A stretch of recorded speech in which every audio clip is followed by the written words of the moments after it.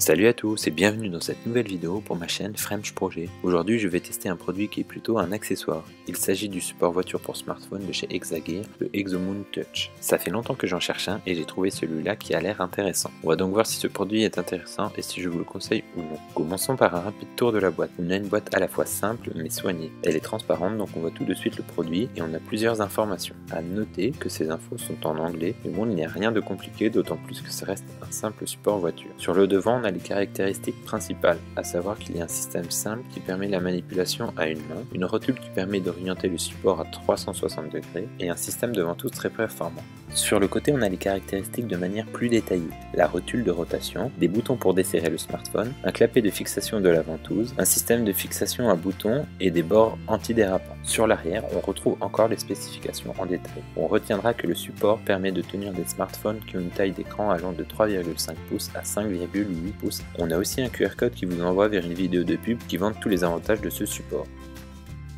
Passons au déballage. On a donc directement le produit à l'intérieur sans rien d'autre. Ça ne servait de toute façon à rien de mettre des notices ou d'autres documents inutiles étant donné que toutes les infos sont sur l'emballage. D'un point de vue packaging, c'est simple mais suffisant.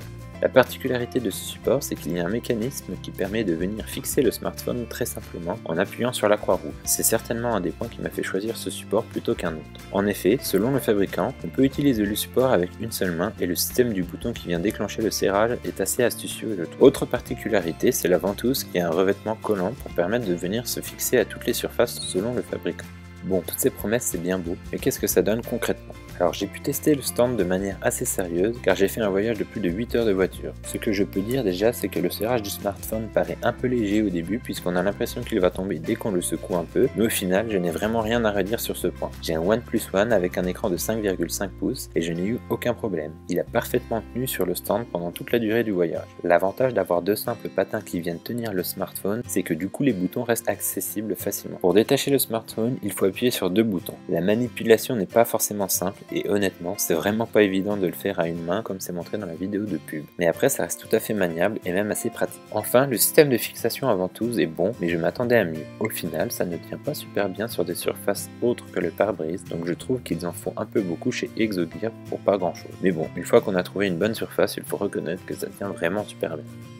Au final, je pense que c'est un vrai bon support voiture qui est polyvalent et de bonne qualité. On a une vraie impression de solidité et c'est rassurant quand on veut venir y fixer un smartphone qui peut des fois coûter assez cher. Moi je suis vraiment content de ce produit dont le petit plus est sa facilité de manipulation. Pour 25 €, on a donc un bon produit qui remplira sa tâche parfaitement. Je peux que le conseiller à ceux qui veulent un support sympa et pratique.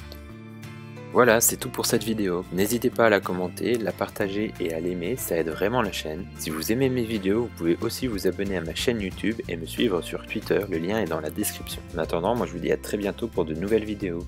Bye!